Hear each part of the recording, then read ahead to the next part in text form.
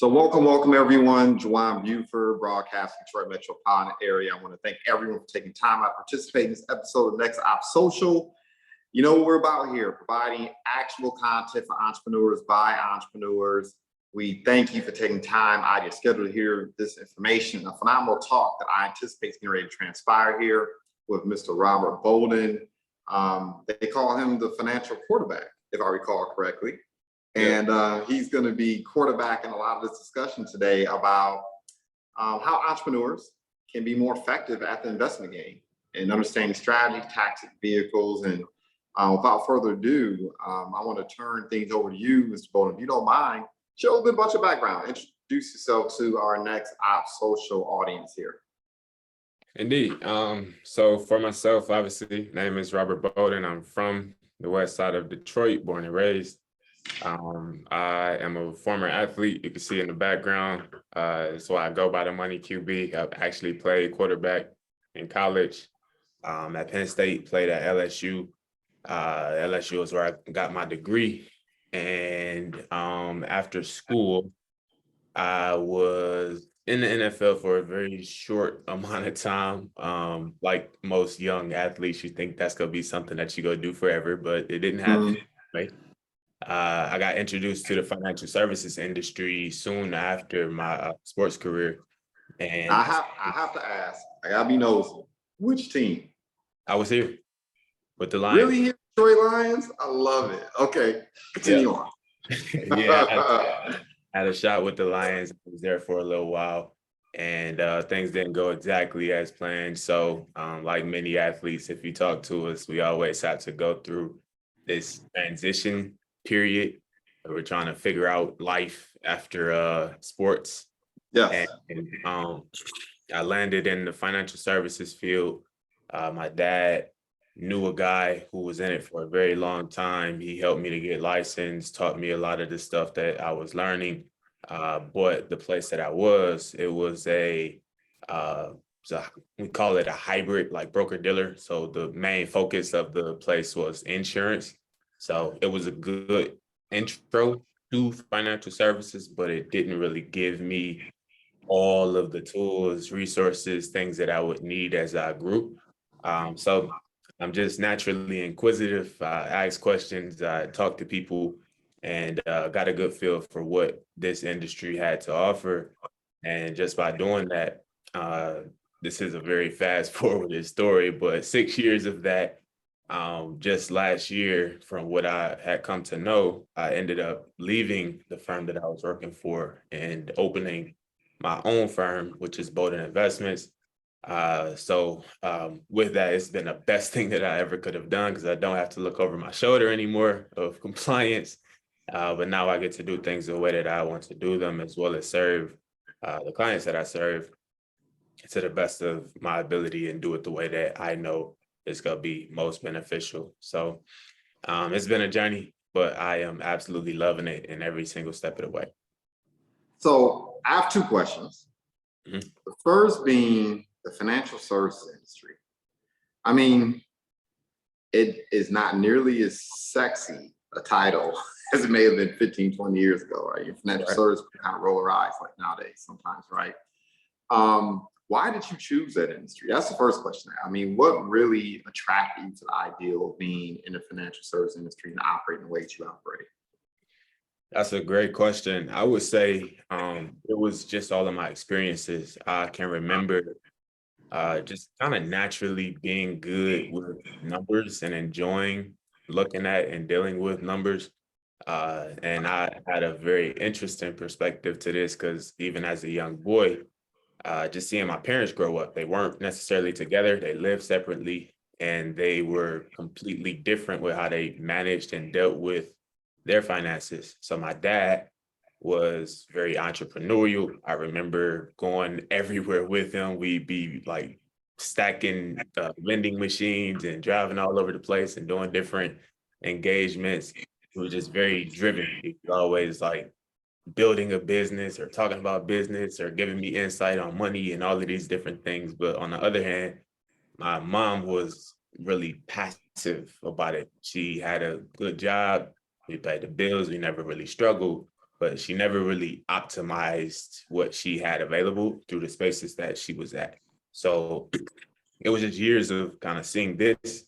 And then when I got to college, um, I got there and had an experience that I think shaped how I view money also, because being an athlete, when you get to school, you get what's called a Pell Grant, if you qualify for it. And I got the Pell Grant, and this is 5,000 per semester over 4 years. So if you do the math on that, it's a substantial amount of money that you could get, use it right or save it correctly when you leave school. And it's not going to be like an astronomical amount, but we're talking a good few $1,000s to actually start your life. So just like any 18-year-old who doesn't have a whole lot of money sense, I blew every dime. I blew it all. I was back at fourth home when I didn't really have to. I bought all the shoes. I have nothing to show for it, right? But looking back and running the numbers, if I actually was smart about it, and instead of just opening a checking account when I opened my PNC account in college, adding a savings account to it, I didn't understand these small details of like why you shouldn't keep all of your money in checking. It's an operational account, so you automatically think that, oh, it's money that can be spent, and I did that. Yes. So just kind of seeing these different things, running the numbers afterwards. I could have had some $30,000 when I graduated to start my life, and that puts me ahead a lot. And just now with having to be in the financial services industry, it's just cool to be able to keep people from making those same mistakes, especially athletes. Now, NIL is in effect, like they're getting way more than 5,000 per semester. And that doesn't change the fact that they don't know these things. So it's just a bigger mistake if you look at it that way. So that's my role, is to educate, just to make sure that the blinds are taken off, or the veil is taken off of their eyes, to see like what they really can do if they're smart. And that doesn't mean that they have to sacrifice it all and not have fun, but it is a combination of both of those things. I mean, when you become aware of that lost opportunity cost, it gets real, man. It gets real. You start reverse engineering and thinking about what $2,000 and $3,000 on an interest-bearing account, 8-9%, and then heaven forbid you contribute to it. Woo! Yeah. And I remember I went through a similar process, made me sick to my stomach when I think about how much money I blew through in my 30s in particular. It's like the watch, the tennis shoes, the vehicles, the stuff. It doesn't matter at the end of the day. Yeah. Much rather that dollar. Yeah. Just give me the money and we can figure it out from there. But you live and you learn. I just hope that you don't make the same mistakes or patterns. So yeah, that's what I'm here for.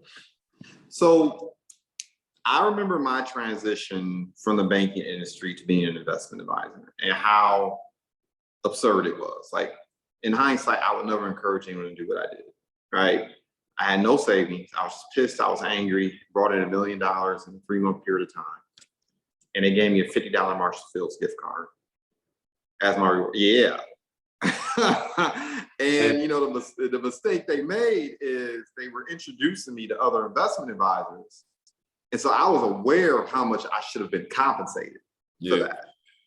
And I just quit. And what I will say is that by being in the banking industry for as long as I was there, so I started out in college and then lasted, like I said, 3 months post undergrad. I did develop some skills. I did develop work habit, understood workflow. I was in a real strenuous environment where sales were being pushed and you had to wear a million different hats to make things work. So I know that served me. But to go from a controlled environment like that and then make the transition to being an independent, basically, I hate to say it like this, but kind of killing it, right? Bottom line, if you're not taking on clients, you're not putting gas in your car, you're not eating groceries, nothing like that.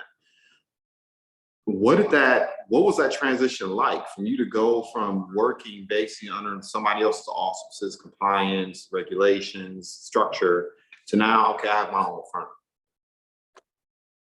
That's also another great question. This whole process of putting that together has been a tremendous learning experience. And I learned more about myself and how I receive information. I feel as though I'm one of the people that you don't have to tell me that the stove is hot, like to not touch it. I feel that, Yeah. but sometimes Mhm. that's not true. Like sometimes I want to touch it and just figure it out for myself. And I feel like that's what this transition was. There was a lot of people around me who told me like, hey man, you might want to consider these things. And I still pursued going independent, which was Yep. fine. Uh, I'm a financial planner, so I'm a planner by like trade. That's what I do. So I did like put a lot of time and energy into figuring out what that would look like. But even still, it's the saying, you don't know what you don't know, right? So when it Yeah. came to being on my own, there were expenses that were covered that I didn't have to necessarily worry about because they were covered. Now they're my responsibility.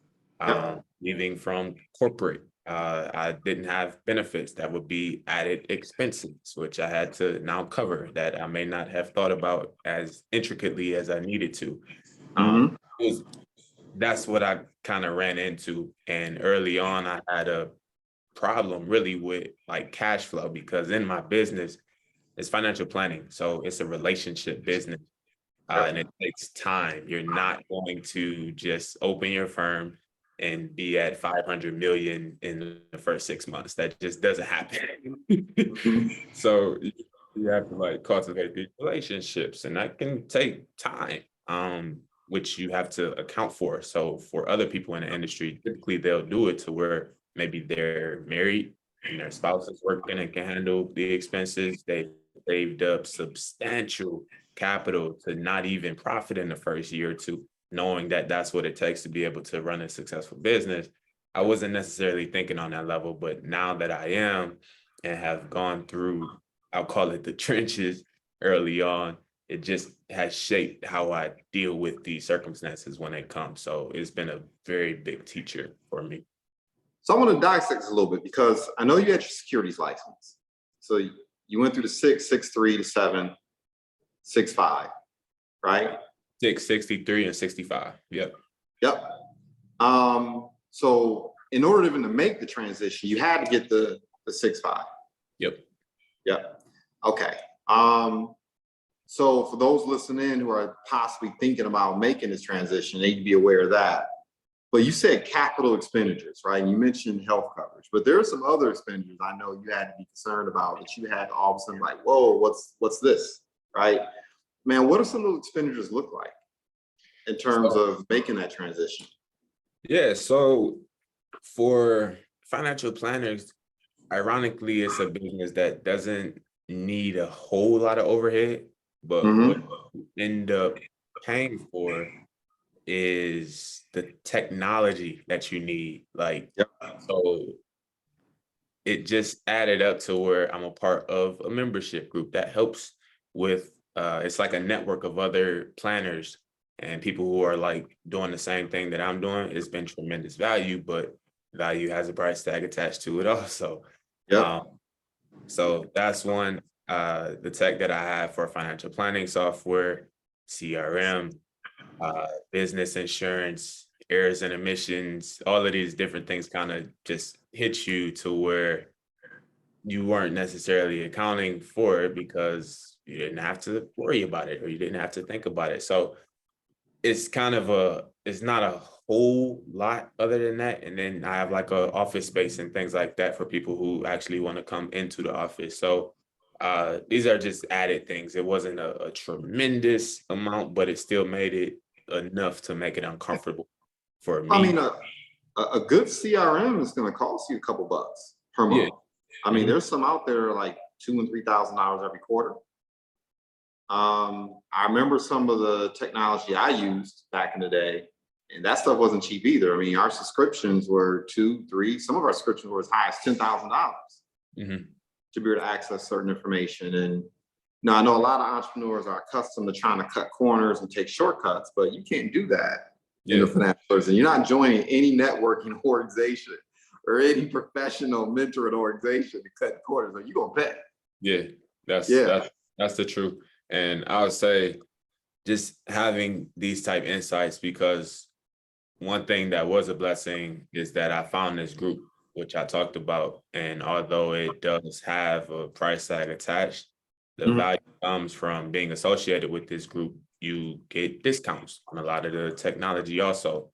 So Yes. that's huge because I got discounts on my planning software, on the CRM, on like pretty much every touch that I have. And they streamlined the process for me so that I didn't have to go through as many steps um, to do things on my own. I could just go through them and they kind of do the back end work, almost like they were a part of my firm. So that was extremely helpful. But I've talked to and had conversations with people who have done it on their own, and their expenses look a little different than what mine do. Mhm. Yep, I don't even want to recall those days, man. I'm gonna just keep it moving. So I remember. So part of the reason why I was really excited to have this conversation was number one, because you've gone through the entrepreneur journey. And I honestly believe that you can't lead people where you haven't grown, and you can't teach people what you don't know.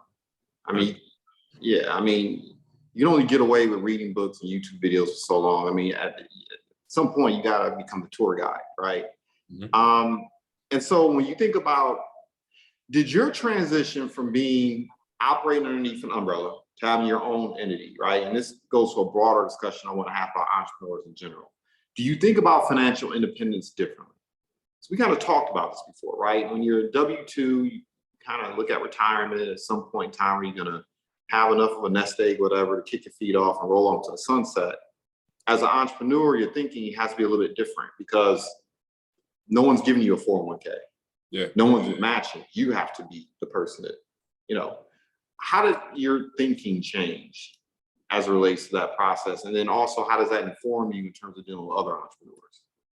For sure. So the core of the question is financial independence. And Yep. the way I think about financial independence today is definitely different than what it was. Um, Mm-hmm. Different because I now understand that I'm not the only person in the world, and I'm not like, it's not all about me. So Mm-hmm. about like I'm dating and a possible wife and a family and children, and how I want all of these things to be structured for like my family. And Mm-hmm. me, if you ask me what financial independence is, it's gonna be freedom, like freedom to be there for my children, be there for a wife, a spouse, my family, with no restraint of having to put in the 2 weeks or whatever it is. Like I, Mm-hmm. I, I believe that to work, to play, to vacation, to spend quality time with the people that you love, to be there for your kids, like all of that is that's what financial independence brings, because a person who is financially independent, they don't have that concern of money. They can step away and do these things without like a repercussion or feeling as though they'll be cut off from their financial source. So that's kind of how I view it now.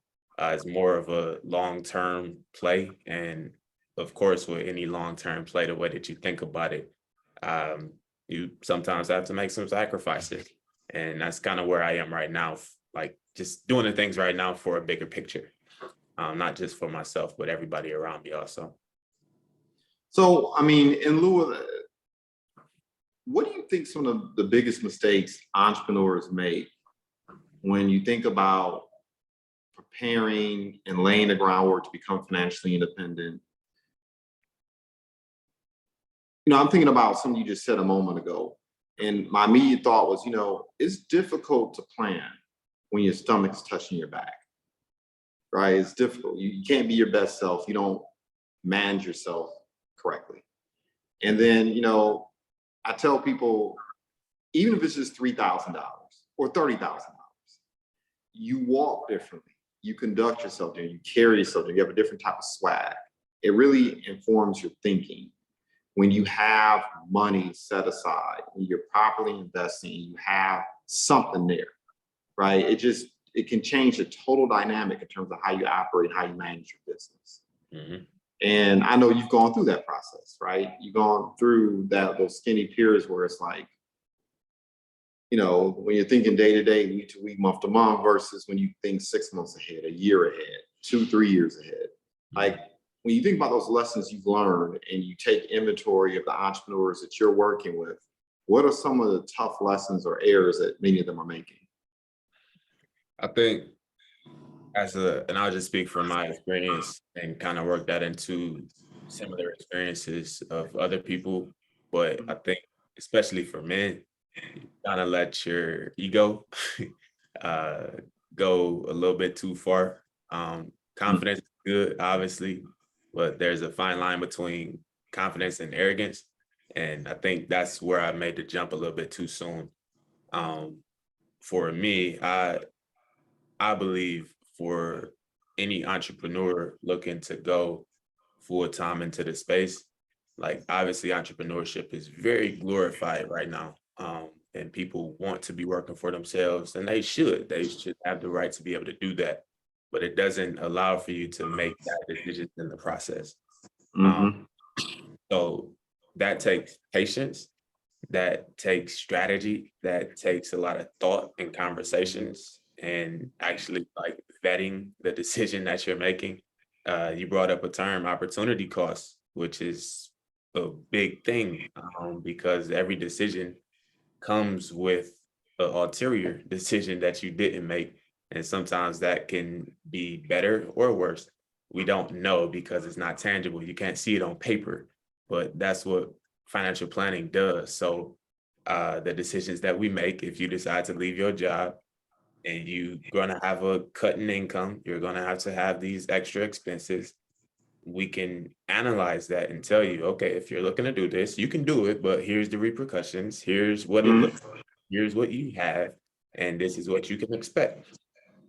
Without that, it's hard to comprehend what those moving parts really look like. So I would say, just in my experience, like you just said, I can only like talk about things that I've been through or that I've done. I would have stayed at work a little longer. I would have Mm-hmm. saved more money. I would have been a lot more inquisitive. I would have learned, because I was working at a bank also, I would have learned a lot more of the business side because I was good at financial planning. I could do that with my eyes closed, but I wasn't a business owner. I didn't know how to operate a business. And right there at my fingertips were people who did know and could have poured into me if I had actually engaged them. So I think for an entrepreneur, for somebody looking to make that leap, you don't have to make the leap like tomorrow. You can literally like work your job, take advantage of the benefits, optimize that situation so that it's working for you, and take advantage of that business just the same way as they're taking advantage of your time. And in the meantime, you can start doing stuff outside of work, structure your schedule so that you're building something on your own and feeling competent about it, build your income so that you're at least matching what you're making at work.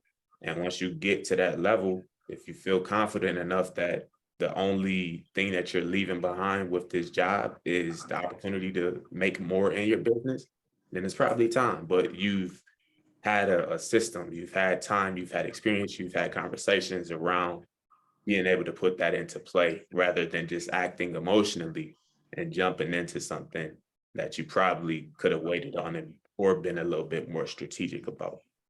Yeah.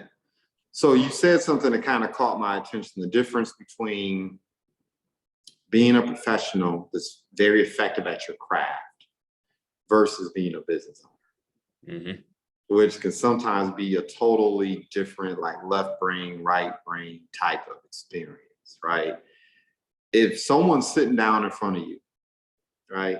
And I always just I think about my own experience. Like if someone sat down in front of you today and said, look, I'm working at the bank, I'm working at the plant, I'm working at the construction site, whatever the case may be. I'm highly effective at my skilled trade. I got clients, people checking for me, they love me. I can do this. I'm ready. Sick of a boss. Like I got an eye problem. I can't see working here anymore.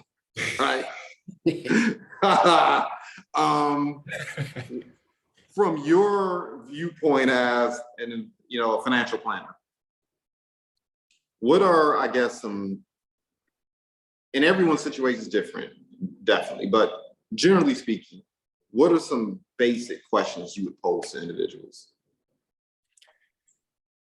That's That's also a great question, and it ties to a book I'm reading right now. I don't remember who it's by. Yeah. It's called The E-Myth, and it breaks down Mm. why small businesses fail, and it's exactly this conversation that we're having right now, where Yep. they have these three type people. It's the manager, it's the technician, and it's the business owner. And Mhm.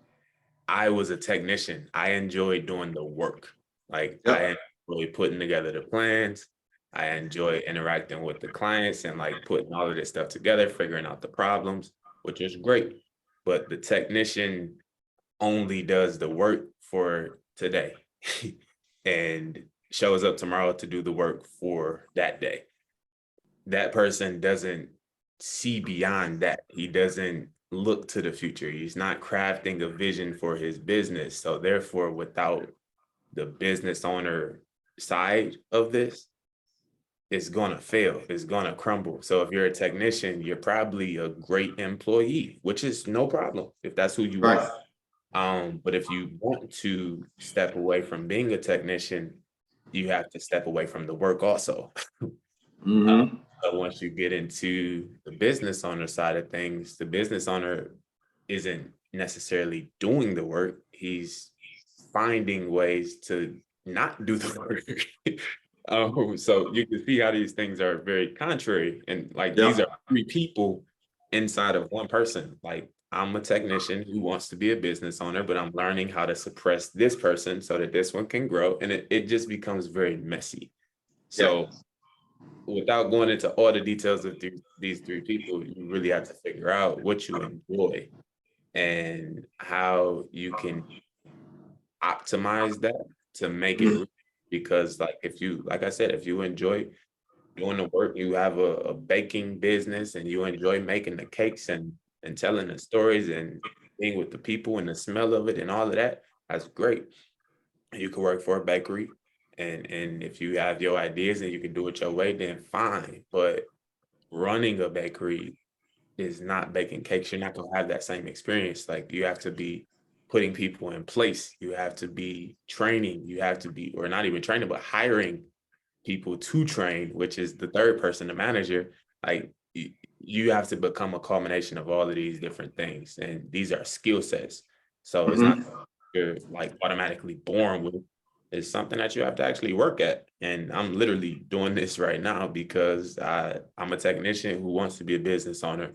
And I know I need both of these things to be able to do it, but I have to refine and work at the second one, the business owner side of it. So for that entrepreneur, I would just say, be real with yourself, recognize where you are, uh, and get the help. Because you're a technician doesn't mean that you can't be the other two, but it does mean that you're going to have to work at being the other two so that it actually runs successfully and that you have a profitable business. In my mind, the way I see the dichotomy of it is there are questions that I ask myself in terms of what Juwan Buford needs to do to be more effective, Mhm. right, in my business. And then there's a second question of, okay, what does my business require of me? And the questions are similar, but if you really bring them to a logical conclusion, you're talking about two different things. Yeah. Another way that people when I think about it is like, okay, what do I need to do to work in my business versus work on it, Mhm. right? Um, so I know one of the biggest challenges that entrepreneurs have is you're generating revenues, right? And you know you need to invest in your business, but you also need to compensate yourself. But you know, you have this tension between, okay, do I invest in the market? Do I invest in real estate? Do I invest in other of these things? Or do I take 100% of whatever my disposable revenues are and try, frankly, channel it all back into the business, right? Because I know when I first started out as an entrepreneur, I viewed my business was a retirement plan. Yeah. So why am I going to look at alternative vehicles when the business is my retirement plan? Like this business is going to retire me, Mhm. right? And of course, over the course of time, it's like, wait a minute, Right. Yeah. Wait a minute. At some point, right? Yeah. Okay, we got to take a more sophisticated approach to how I'm managing money's revenues, et cetera, et cetera. Like when you're having that conversation with individuals, so they're beta tested, the product service is viable, they're taking on clients, they're earning revenues. Perhaps their business is steadily growing up and to the right, right? And you find out they're dumping 100% of their money into the business though. And they're just paying themselves just enough to kind of keep the household together. What's your advice? What's your guidance? What does that conversation look like? So and I'm just answering this and how I would answer it with an actual client. First, I would just ask the question of what their philosophy is and doing it that way. And just them talk, like, why are you doing it this way? How did you come to this conclusion that it was the best for you? And a lot of times it's just based out of what I've seen. It's just fear. They're betting on themselves. Entrepreneurs are inherently a little more risky than the rest of the nation. Yes. Take the chances, but the paradox of that is that when it comes to their money and their savings, they're like the most conservative people ever sometimes.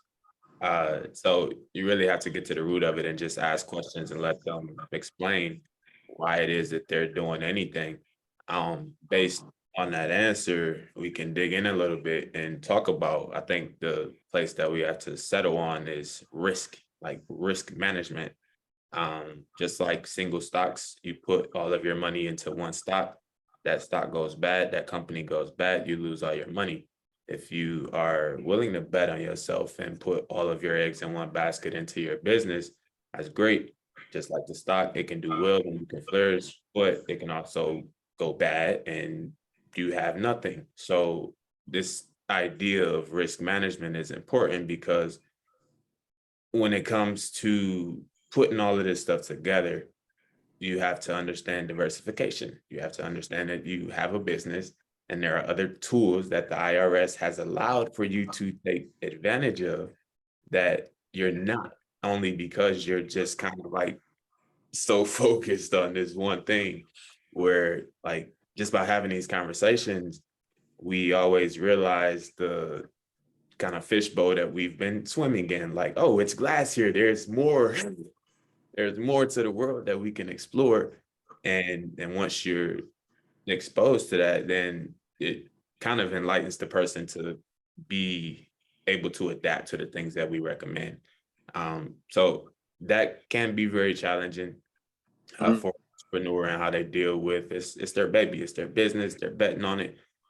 We have to understand that that's just a part of their identity, how they think about things. But just because that's the case, we don't want to negate other opportunities to invest in the market, to invest in real estate, to invest in other businesses. At some point, all of these things are available and can be extremely beneficial for the long-term success of your plan. And like I said earlier, with like modeling these scenarios, when you show people the numbers, like we'll run, it's called a Monte Carlo, where it'll run 1,000 tests on the plan that we put into it and tell you your chance of or your probability of success. So it may come up and it's like 90% or 75%. We'll have like a tangible number to say, hey, if you did this, you'd be great. Like no problem at all. That'll work out for you. But if you chose the alternate version of that, I don't know if you consider some other things for it to actually turn out the way that you want it to be. I think that's the cool part of it. Like we make all of these things that are intangible, very tangible. So that's data and facts behind the decision, which. So I remember when I was younger that my biggest fear was being that guy. And being that guy that's 60, 70 years of age, and you are, before you go home, you got to go to the bar.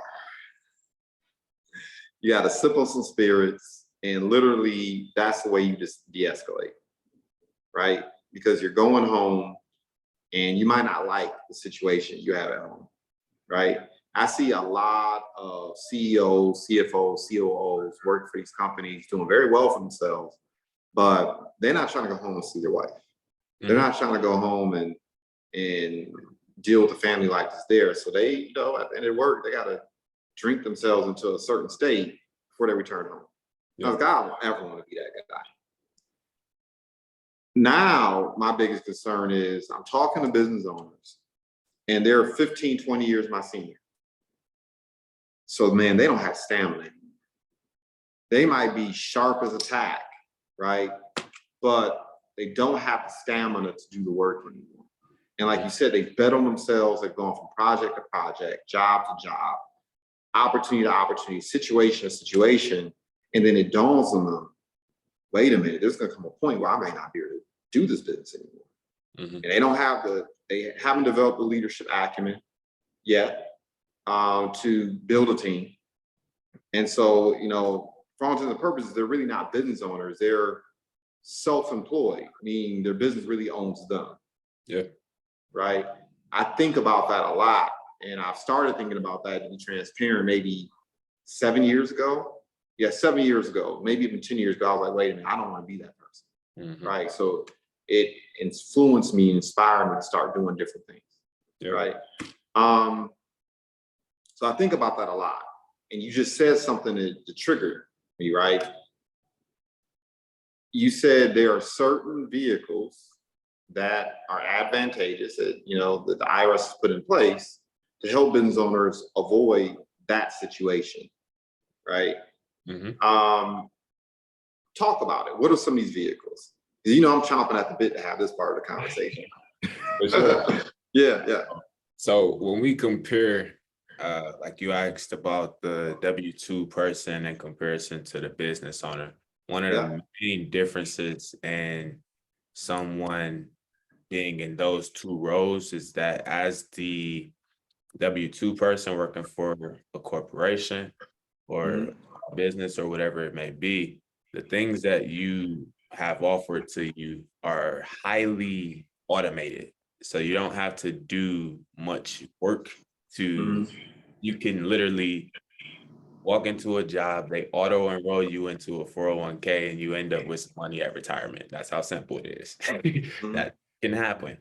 But they have an HR team checking for compliance. They have a system to make sure that you're at least go be some type of okay, even if you do nothing else. It doesn't always work out that way, but just hypothetically speaking. Right. For the business owner, once you decide to give up the ease of the automation, being W-2, all of those responsibilities are now on you, just like we were talking about with my transition. All of these responsibilities that I didn't have are now mine, and I have to own them. And it's the business owner's job, essentially, to know what it is that they have to cover, as well as put together a system that is going to be able to cover it. So the good thing is that there is really no difference in the W-2 person and the business owner. Both things that are available by way of benefits are available to both. But for the business owner, the access to resources to be able to implement these things are sometimes lacking because they haven't developed. Hey, for financial services, you call Rob. Hey, for insurance, you call this, but they don't have those type resources yet to be able to put these plans in place. So for a 401k, they won't know that they can have access to a solo 401k that's specifically for a single person business owner, where they can put up to $27,000, depending on your age, per year. They won't know that. They can do a simple or a set RA where they can put up to $61,000 per year. All of these things are deductible, which will inherently lower your tax bill.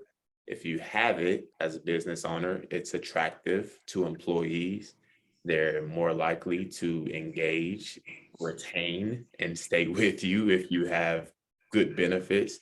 As well as it's another bucket, if you will, of money that you can use for your growth outside of just trying to fund your retirement with your business. If you're using this, it's basically a nest egg in which you'll be able to create the lifestyle that you want to live in the future.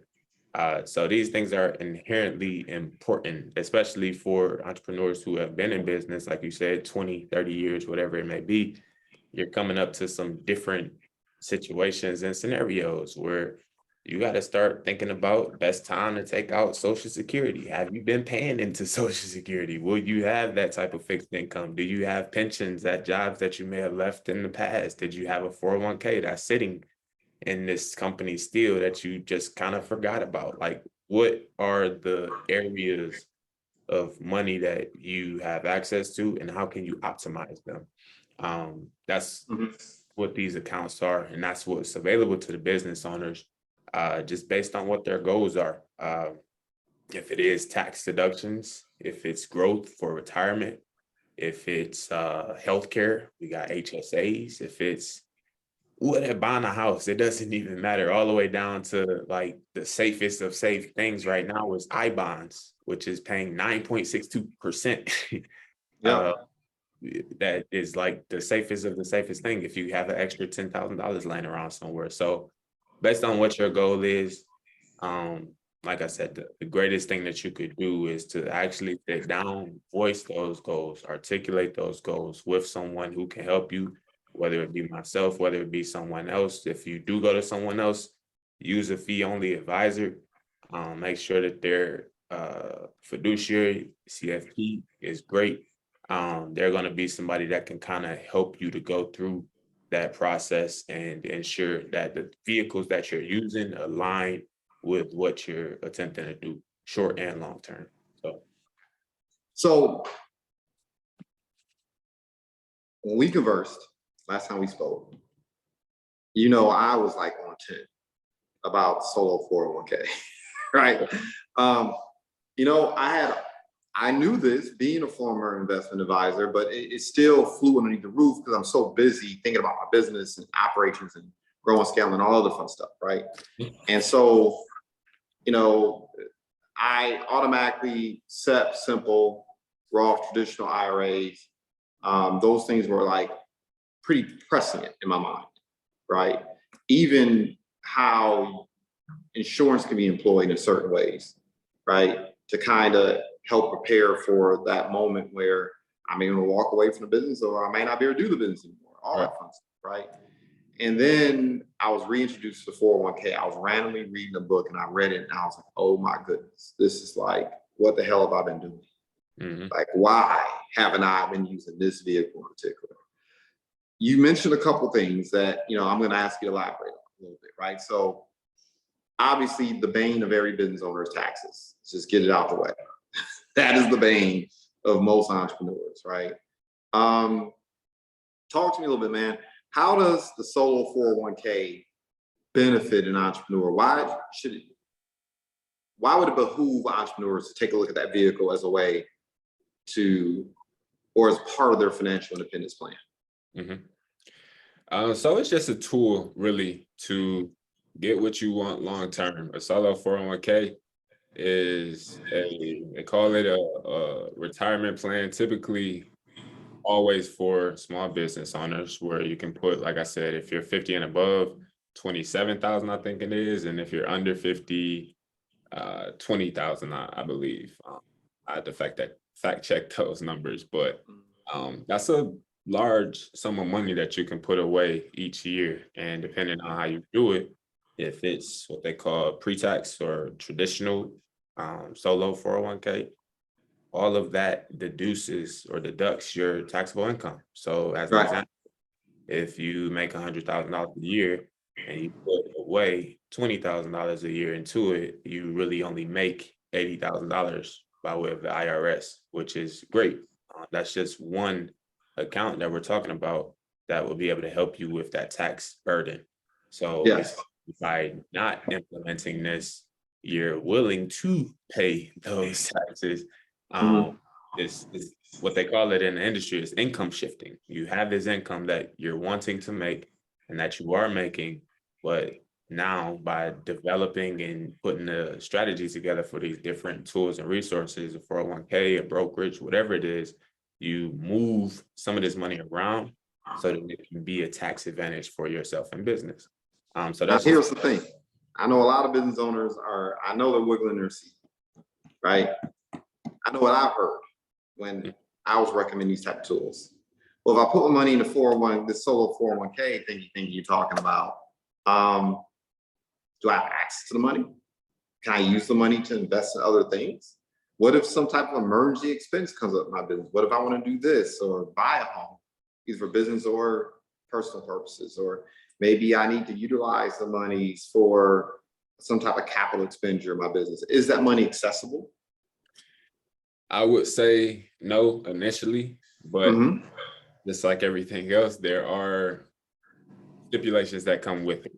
Yep. Most 401k plans have what's called a loan feature. So if you need capital, if you're looking to buy a house as a first-time home buyer or things like that, there are ways to tap into it without penalty. But we have to understand the purpose of the account. It's a long-term savings retirement vehicle. So Mm-hmm. any money that you put in, if keep it there and keep putting into it, everything that's in there is growing and growing tax deferred. Um, if you start taking money out of that, you lose the advantage of the compound interest, you lose the advantage of really fully utilizing the account. So this is the importance of working with someone to understand how you can shift this money around, because if that's a case for you where you may be a business owner who is saying, I still want to have an emergency fund and I feel good at 30,000, that's completely fine. You can put an amount away towards your 401k that you know you feel comfortable enough with the fluctuations. And you can also open up a separate account that you have your emergency fund. You can use different accounts for different goals. So you're not limited in, like, if I have an emergency expense, I don't have to go here because I know that this is going to be taxed and it's going to be penalties and fees, and I don't want to deal with that. Let me just go over here because I've already established that there is no penalty, there is no fee, and I have access to this money at any time.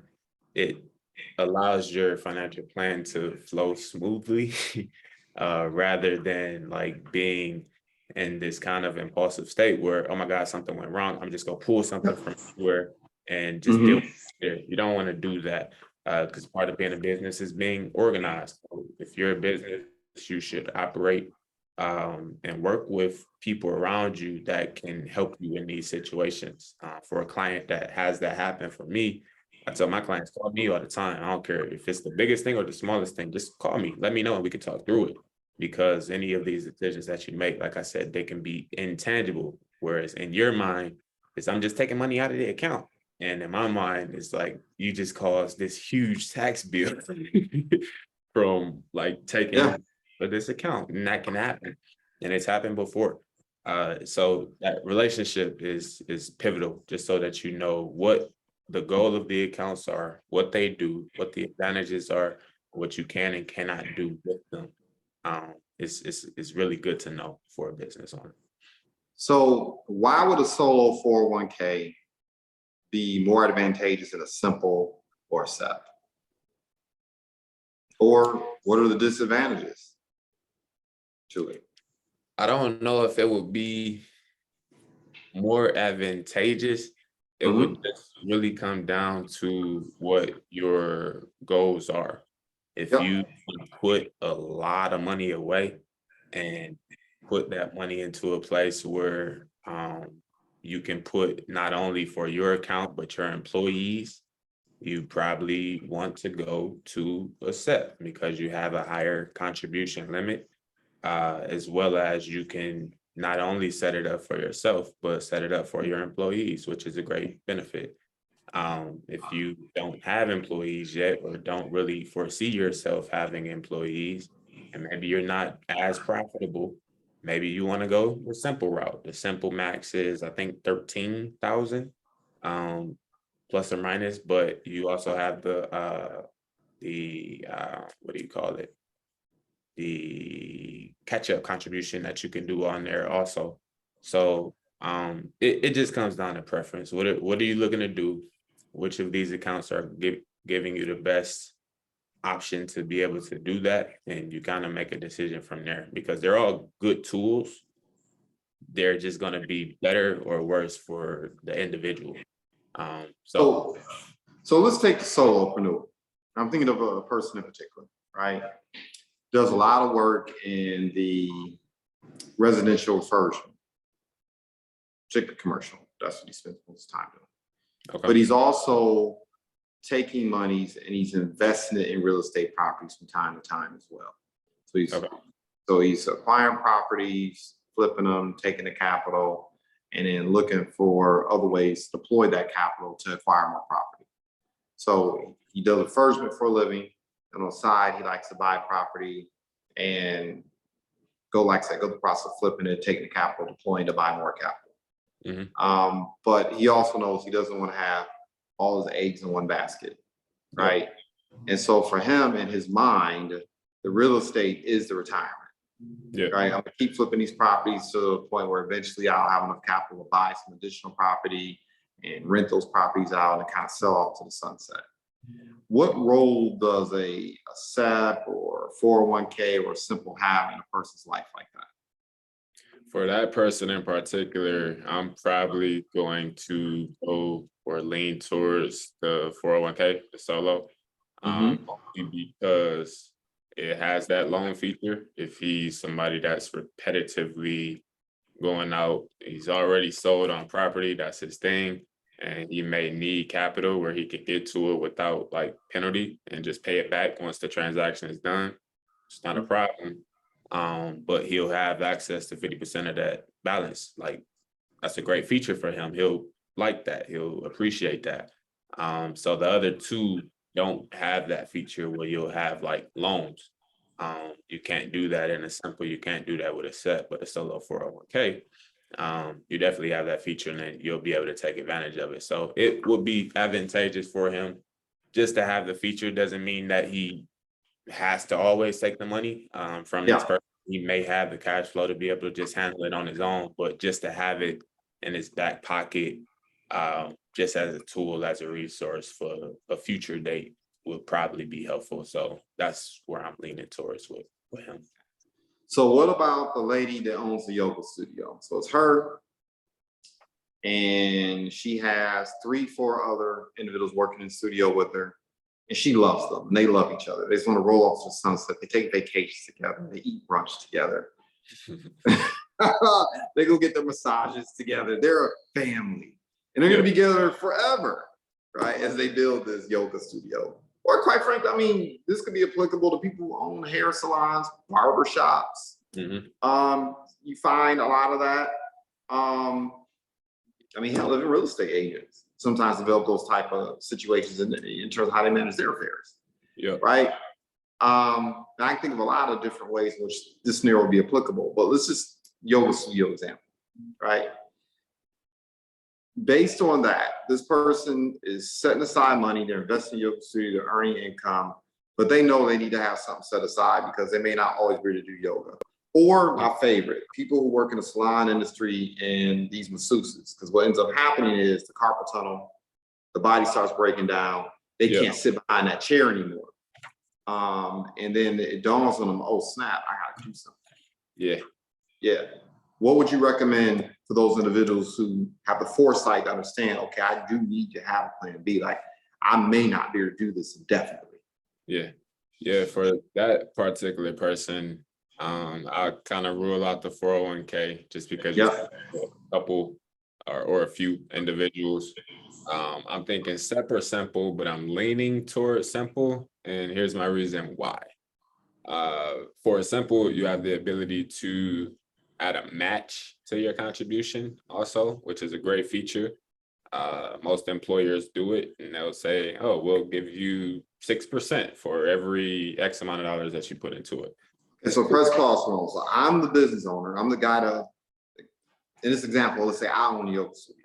Yep. So I got my couple people, my 3-4 people I'm working with. And you're saying I could make the decision to match 6% of whatever they're contributing by having this simple setup. Correct. And the percentage is different. I think the max, it might be 5 or 6%, but I don't want to misquote that, 5 or 6%, but you're able to make that decision as the owner. So it's a Now, great. it's the question, because I'm thinking about this from the standpoint of golden handcuffs, Mhm. right? So you stay working with me. Not only can you set aside money, but I'm willing to set aside 6% to help you in your accumulation goals. Mhm. Now, of course, from a business owner standpoint is, okay, what's stopping that employee from working with me for 10 years? I've been contributing 6% every single year because I want to give them golden handcuffs. And they decide, you know what, I'm out of here, nice. So I'm gonna take my earnings here inside of this simple and bounce and go somewhere else. From a business owner standpoint, how are those things structured where the employee would be inclined to remain indefinitely? So the thing about that is it's a great feature to have, and it Yeah, does attract people to want to stay with a company that offers great benefits.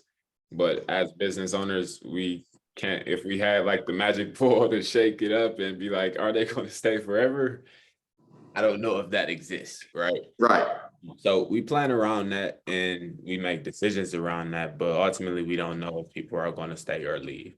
Mm. Um, if you do a set, the set is the plan where if you contribute to this plan and you have to contribute for yourself and for your employee. So I have to contribute for myself if I have the stuff, and I have to set aside money out of my coffers for the employee.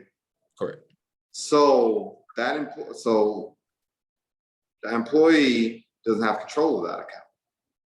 Well, they have control of it. You're just making the contributions. They don't Okay. have the ability to make the contributions. It's an employee contribution plan. So you will be solely responsible for putting into that account as well as funding your own. Is there access to the capital put into the account graduated, or they immediately have access to 100% the following day? It's vested at 100%. And the thing is, if they do decide to leave, the drawback is that you still would have to complete that contribution year for that particular person. So Yeah. it can be some nuance to what you're like. It goes back to like risk management between all of these different plans. They all have great pros. They also have cons, but it comes down to what you're okay with moving forward with. So the SEP, this is my thinking. Tell me if I'm wrong. Mhm. So one of the advantages of the SEP is I can put aside more than I Correct. could with the simple, which means I can lower my taxable income more. Mhm. And I'm thinking, well, if I have a spouse who's in my business, I have children that are in my business, I can utilize that set aside even more money and lower my taxable income even more. This is my spouse, heaven forbid, hopes she doesn't divorce me. Correct. or,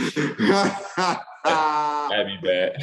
you know, my kids don't take the money and run off to France or Spain and blow it and come back, Daddy, I need more. That could be ideal for a closely held, maybe business, like a family business, like a restaurant, or once again, some of those other examples I gave, right? Okay, so I can see how a SUP would be more advantageous in situations like that, Mhm. where I won't be sick to my stomach because they spent the money. Well, they're Yeah. my family. Okay, yeah. Essentially, what you're doing when you open a SEP is the SEP is the plan, but each individual that's in your business will have just an IRA. So that's Yeah. individual retirement account. It's theirs. Yep. Although it's under the structure of your business. So whatever they do, wherever they go, they still own that account. Um, so you just have to be wary of that. And it's only afterwards when they do leave, it's only for that year that you have to make that contribution, just because when the plan was set up, that's how it was structured. You just have to honor that.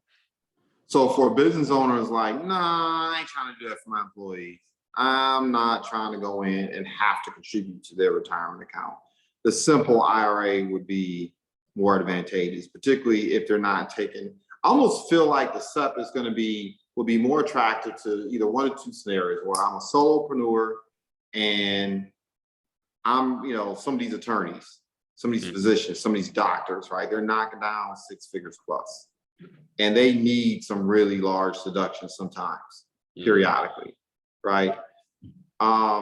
And maybe, like I said before, if they have somebody working with them, a spouse or a child or something, versus a simple, if I don't need those type of deductions, that at least that that amount, but I still want to do something nice to my employees and give them some golden handcuffs and the reason to stick around, that simple IRA might be ideal.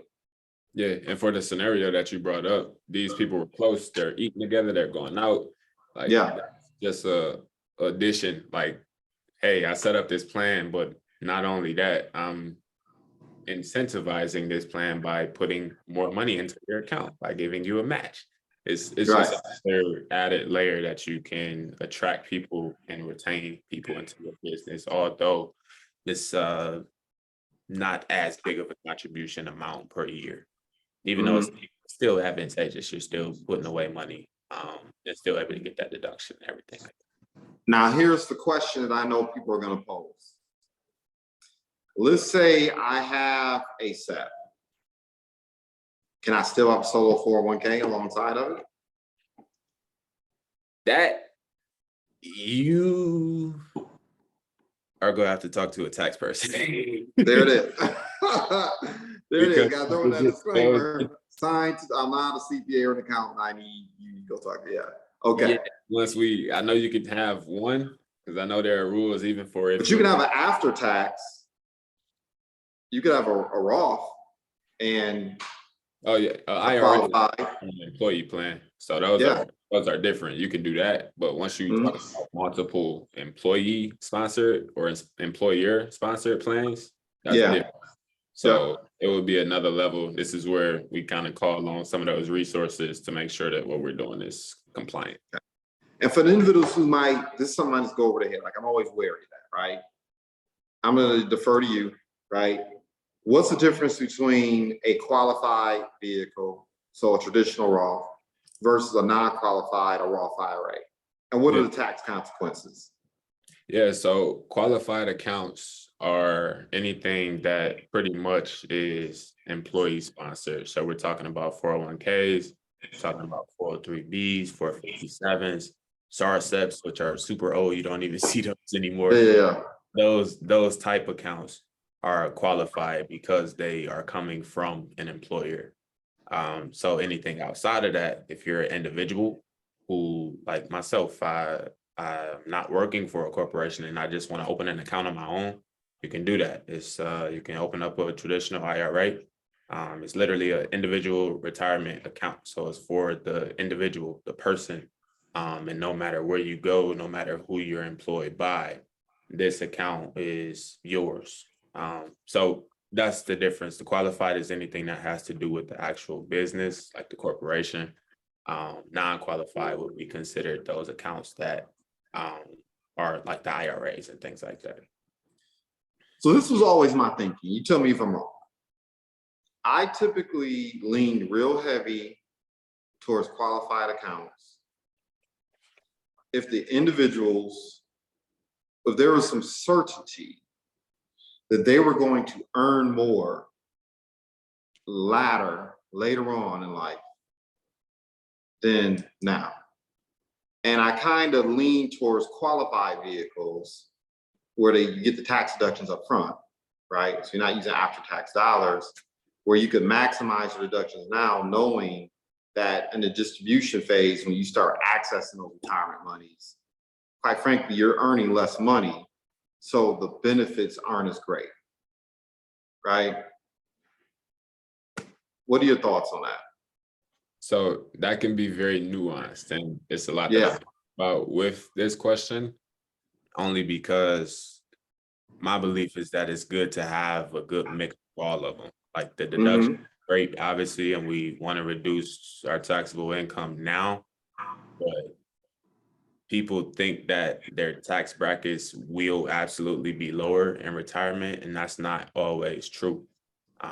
Once you add up your Social Security, any pensions that you have to take what's called RMDs, require minimum distributions off of your pre-tax accounts in retirement. Essentially, just to explain it, because you get the deduction right away, you have to pay tax later on for the IRS is gonna come knocking, hey, you're 72 and a half, we need our money now. So you're gonna Right. have to start taking money out of that. And typically it's about 4% a year, and that's increasing as your investments grow. So a lot of people think like, oh, I'll be retired, I'm not gonna be making any money, and I'll be in this super low tax bracket. While that could be true for like a few years, a lot of times it catches up to you. So it's good to kind of be more strategic now about, yeah, sure, take advantage of the deduction now, but also have taxable accounts, also have Roth accounts, also have a good mix of all of these investments so that you don't have to deal with the headache of paying the IRS a huge amount of money in retirement. Right. There are some of the nuanced things that kind of come from like how you actually invest and what vehicles you use.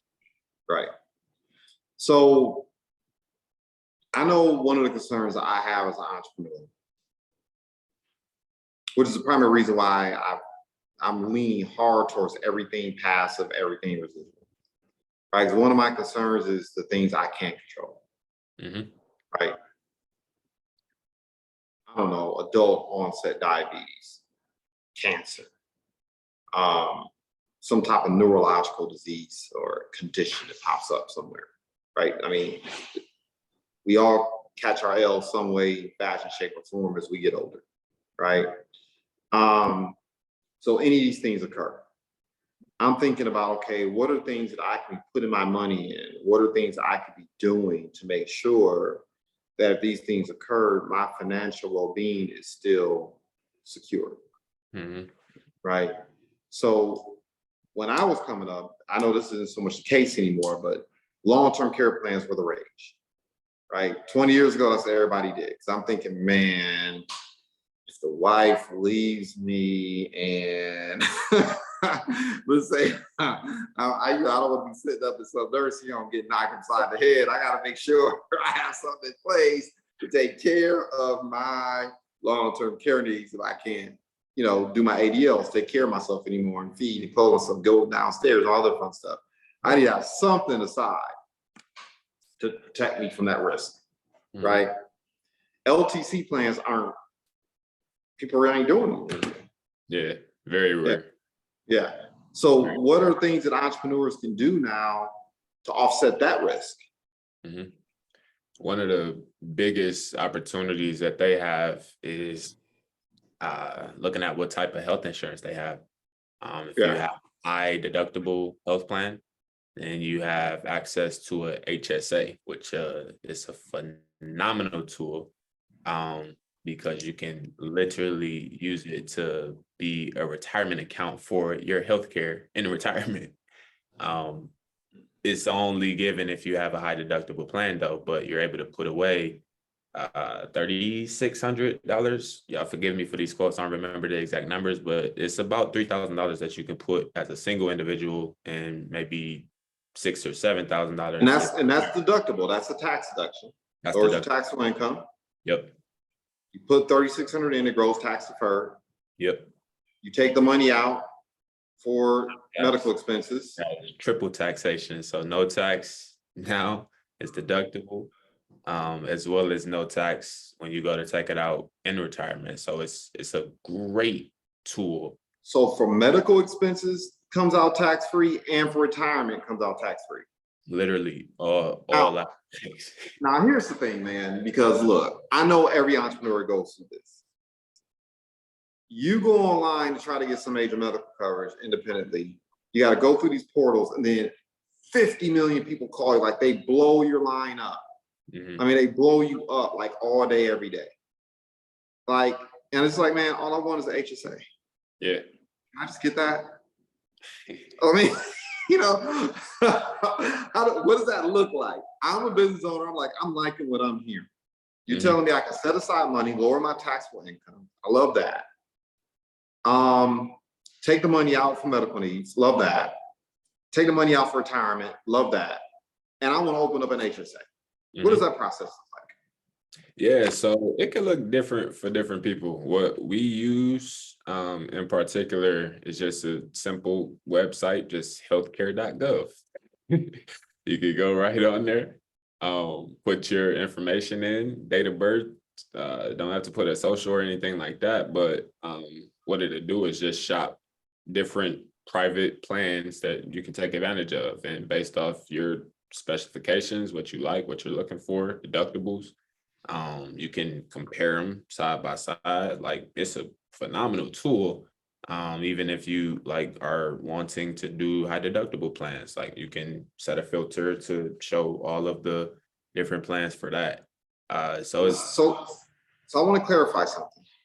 High deductible plans, just in case. Mhm. So I go out and I get an HSA account that's connected to a high deductible major medical coverage plan. Yeah. And we say high deductible, we're about $2,500, $5,000. Yeah, it could be was different in different places, but yes. Depending, yeah. Yeah. So basically that means I'm responsible for the first $2,500 to $5,000 of medical expenses, but then the Yeah. plan kicks in and either subsidizes or covers the cost of any additional expense beyond that. Correct. Yeah. Okay. So typically you have to kind of think of this balance beam. If you are going to pay more in a deductible, typically your premiums will be lower. And contrary to that, if you have a lower deductible, you'll pay a higher premium. So one thing to consider for an entrepreneur is how much cash flow, how much savings do you have to actually meet those deductibles in case something happens? Because if you don't have the money, then you're not going to want to have a high deductible plan that you can't pay for, and it just gets messy from there. So just something to consider, all of these different aspects as you move towards it.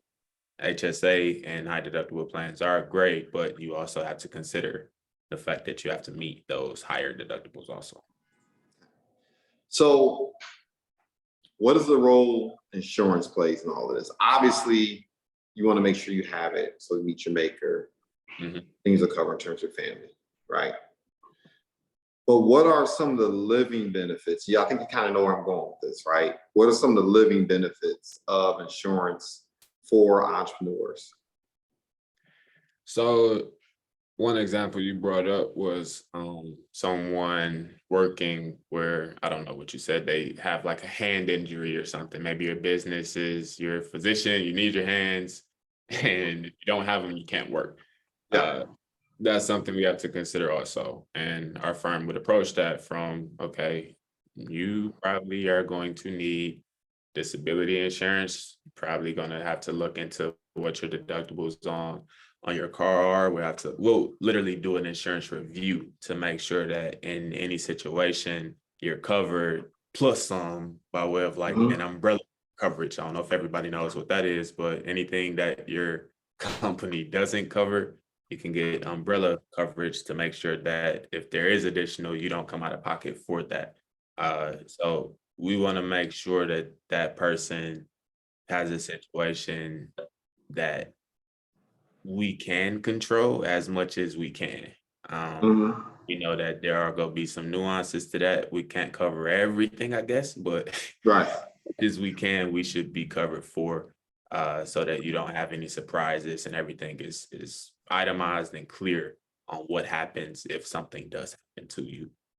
So that would be a great example that that disability insurance for someone who has a profession like that. If they do hair, if they cut hair, if they do anything that deals with their actual body and having to be present to do the work for it, that's one aspect that you're So definitely. basically replacing their income in the event that they can't do their job due to disability. Yeah, Right. disability is a basic A replacement. model uses their body. Can a model do that? A model, that's a good question. I don't know. I had to ask. I was thinking about it for a while. Like, I don't know if that one go fly. yeah. The Instagram models, interesting things they do. They can't protect their Instagram money Yeah. or disability coverage. All right. Question. Yeah, it is a good question. I'm gonna do a little bit of research on that. What about the living benefits associated with life insurance? How can that play a role? Again, it could be nuanced. I know life insurance can be very customized. There are a lot of brokers that will literally take situations from planning scenarios that we go through and spit out like something that I've never seen before. And they'll like literally use that for this particular instance. So it a lot of my answers are going to be it depends, and it really does, Yeah. because every situation is different and every need is not going to be the same. So I'll get a little more specific, right? So, you have these policies that you can pay for, and you're paying for this death benefit, is accumulating cash. You get injured, get sick. You can't perform your activities of daily living, so you can't take care of yourself anymore. But then you can liquidate part of the death benefit to cover those expenses, right? Then you have, of course, cash value. And I'm reluctant to even mention this because people are online going crazy, making really inappropriate recommendations talking about cash value and life insurance. But I still believe there's a place for it in the discussion, right, for entrepreneurs. Mm-hmm. You think of scenarios where utilizing policies like that can be advantageous for entrepreneur. Why would you recommend it? Underneath what circumstances? I'll ask the question that way. Yeah, there aren't many instances where we would offer or recommend any long-term insurance or permanent insurance. Most of the time, I would say 90% of the time it's going to be term. And that has a lot to do with the clientele that I deal with, which is typically younger. So for people who would kind of run into a scenario where they do need permanent insurance, 45, 50 years of age.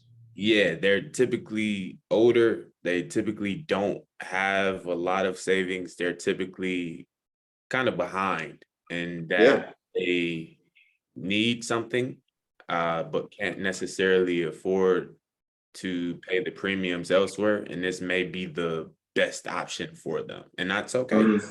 So that's a scenario where that comes into play.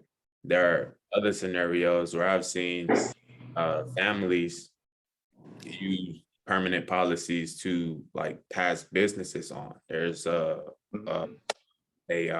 firm, or not a farm, literally a guy and his family is in Iowa, and the parents own the farm, and they have 3 children, one of which is actually interested in taking it over. So to be able to pay his portion as well as buy out the other 2 people, they're using the insurance policy. And they just went through, got it quoted, and it's all set, and they have a plan to be able to do it.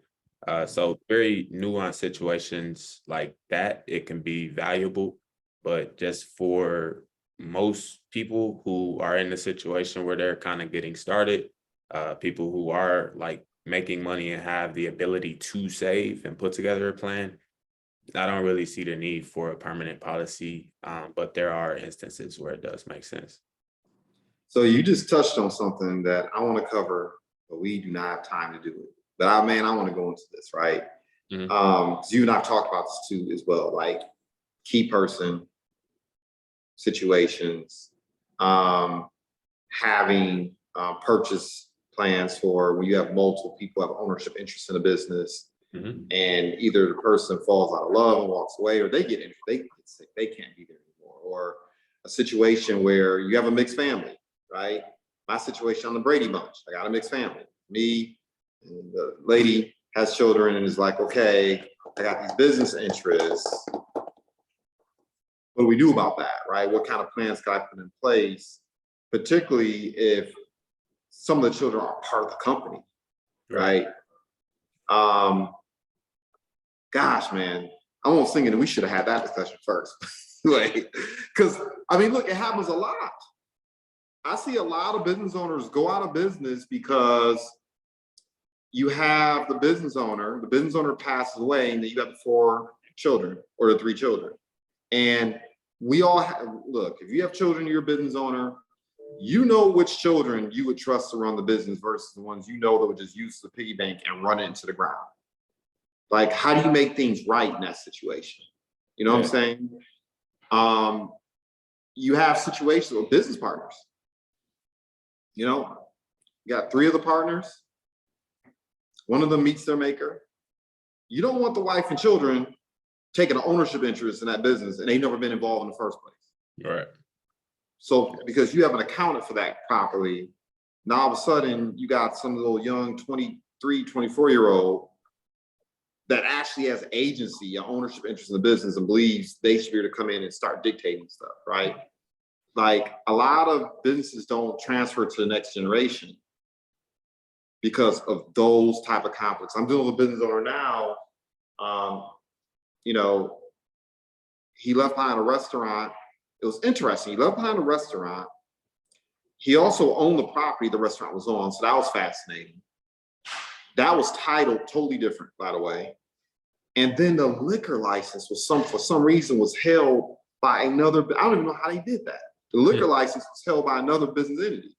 So the guy dies, they're fighting over the restaurant, they're fighting over the property, and they're fighting over who has control of the liquor license. That business is gonna fold.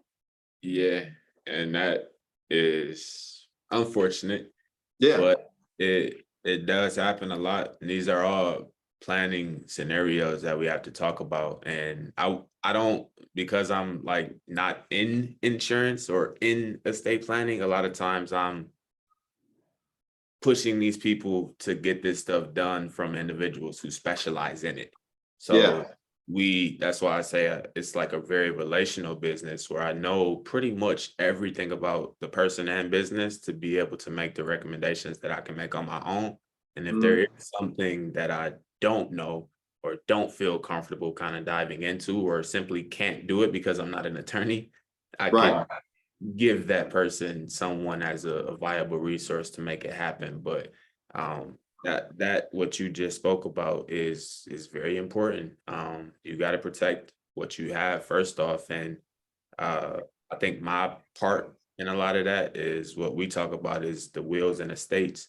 That same thing happens for businesses as well as individuals who literally just don't have anything mapped out for what happens afterwards. And if you're somebody who has a sizable estate, it can be embarrassing. You have to go to probate. Everything is public. Everybody sees everything, and you don't want that. So like my fundamental quote, control what you can control. If that's true, then you can control things even if you are in the grave. You can set stuff up to ensure that your family isn't bickering and fighting over how these things like play out. You can put a plan in place so that they know exactly how things are going to play out. So that includes insurance, that includes your estate, that includes your wills, all of those things in which like encompass what a real comprehensive financial plan is. So a couple questions and I'll let you go. I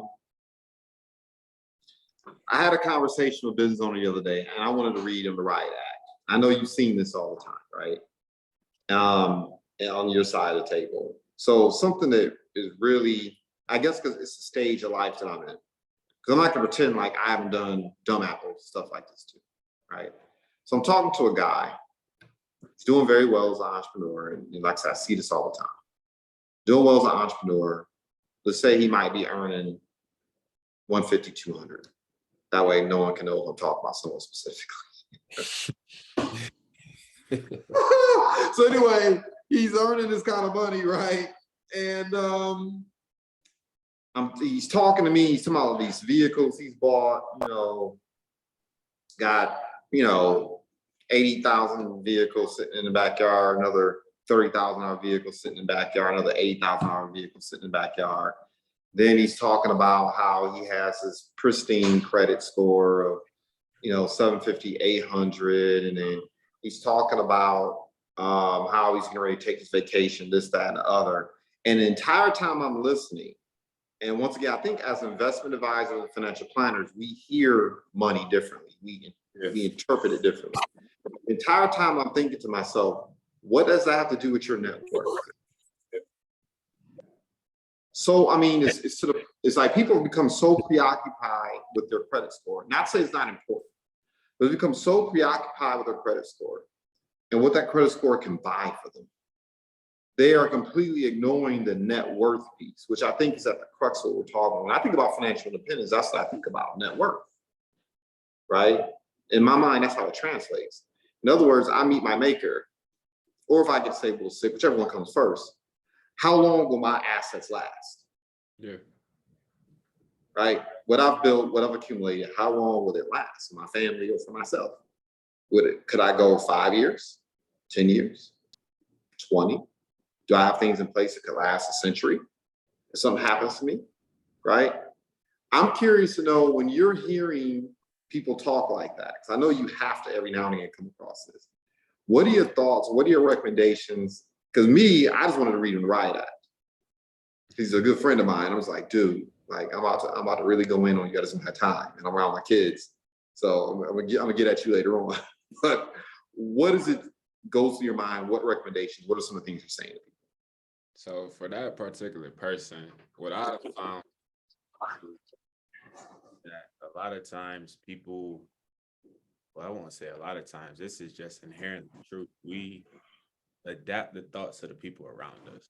Like that's how we're brought up as children. You adapt the belief system and things that you come to know as true from your parents and your grandparents and people around you that you think are influential and correct.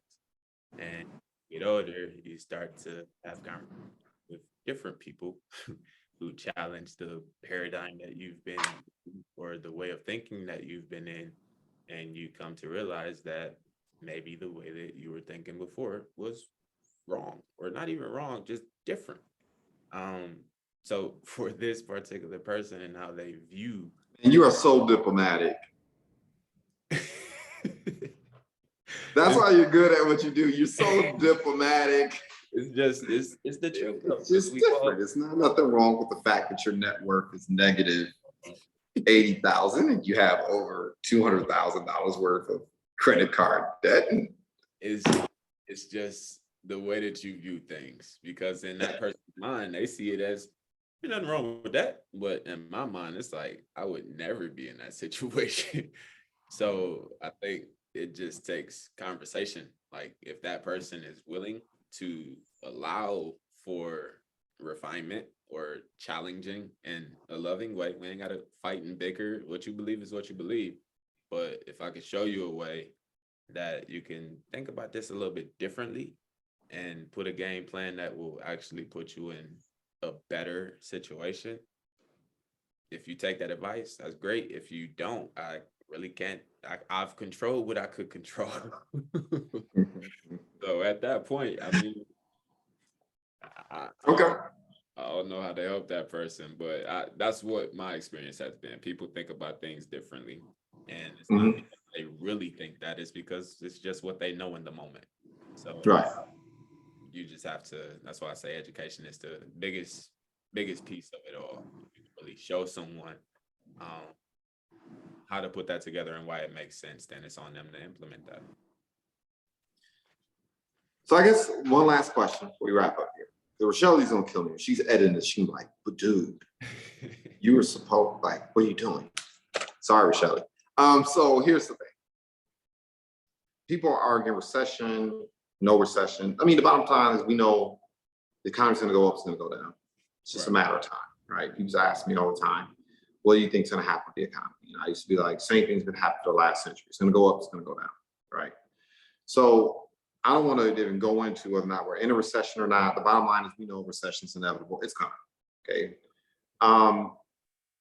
What are some of the, and I'm gonna go for who, quite frankly, people who may not be your ideal client. I remember who my ideal clients were when I was in the investment advice industry, but I'm thinking about the small business owners who, you know, they're doing 75, maybe 200K a year revenue. So they're not multi-millionaires, but they're doing okay, right? But you know, maybe they have minimum savings, because that's a lot of them. Like I said, they're dumping all their money into their business.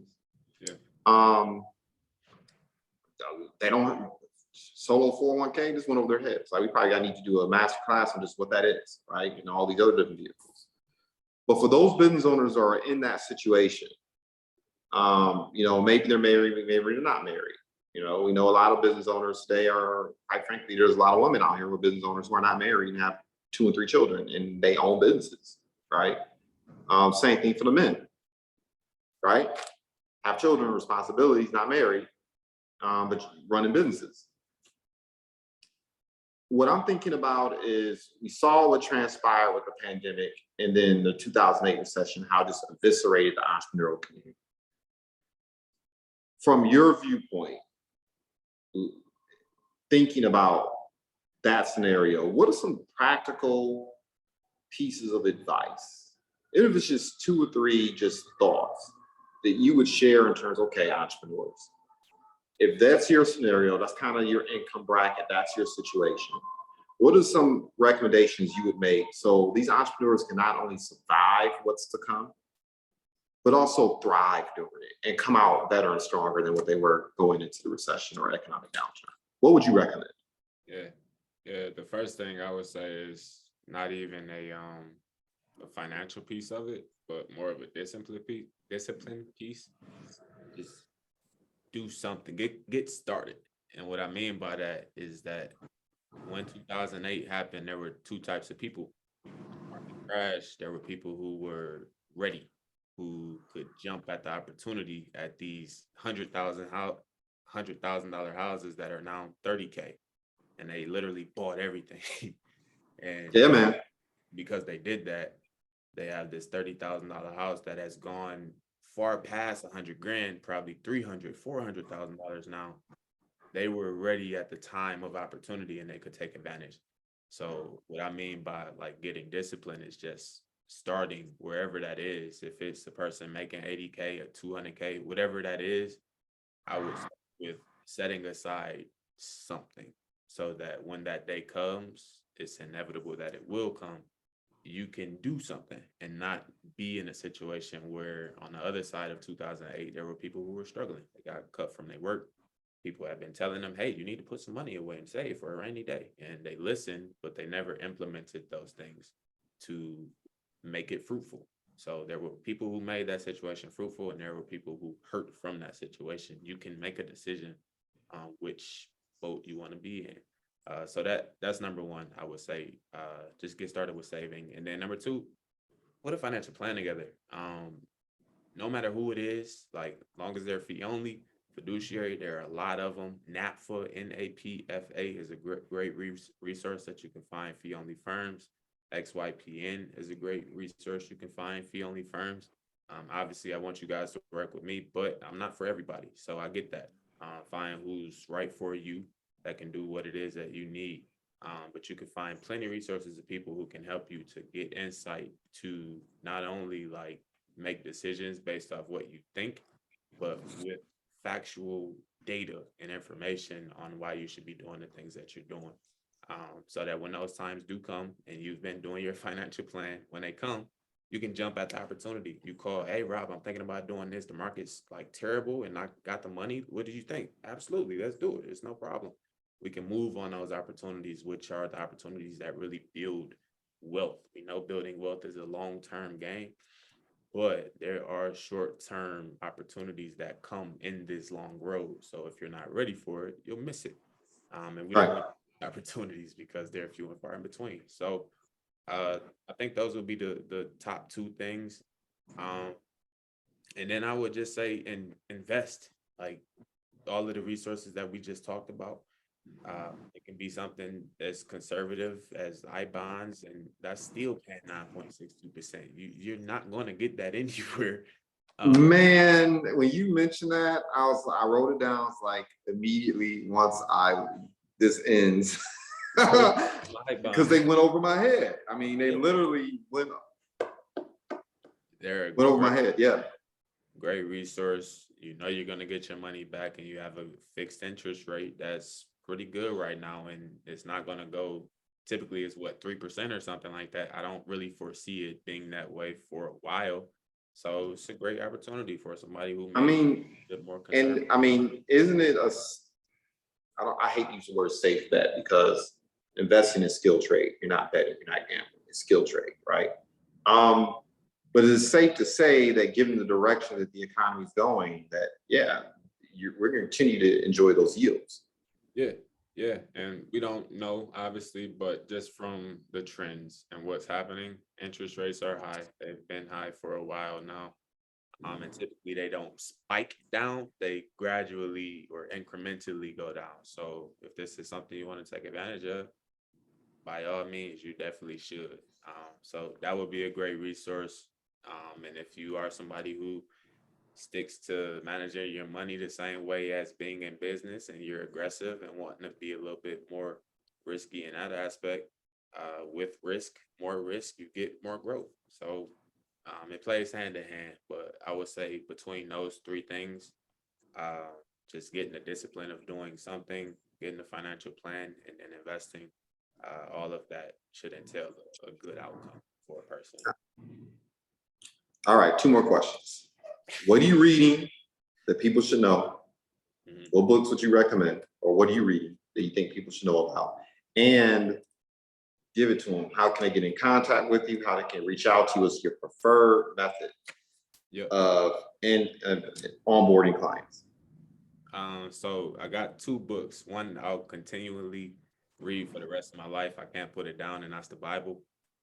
Very Okay. insightful, great book for me on how to navigate this thing we call life. And number 2, I'm reading the E-Myth. That was the book for small businesses, where I was talking about the business person, the technician and manager. Great book for someone who's looking to figure out like what they should look like inside of their business. But yeah, those are 2 books. And then for me, I'm doing a little bit of reconstruction for the website right now, but to reach out, you can find me on LinkedIn, Robert Bolden.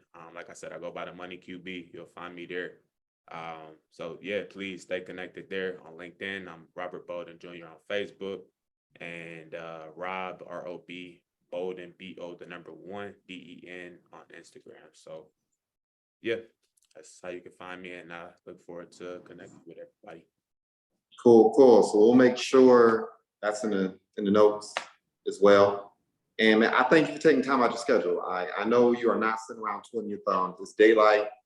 And I know as soon as we wrap up here, you probably got a million things you can do. So I appreciate you taking time to enlighten the folks who are listening to this. And of course, NextOppSocial family, or even those who are first-time visitors. Hopefully, you have a lot of that going on today. Smash the like, share, let the social media universe know that information we brought here was of value, and we will certainly reciprocate and provide more of it. Plus, it gives us feedback. If you have feedback, you want to put something in the comments, we eat feedback like Skittles. So by all means, be forthcoming with it. With that being said, we celebrate success in advance. Thank you again. Everyone have a fantastic day. Goodbye for now.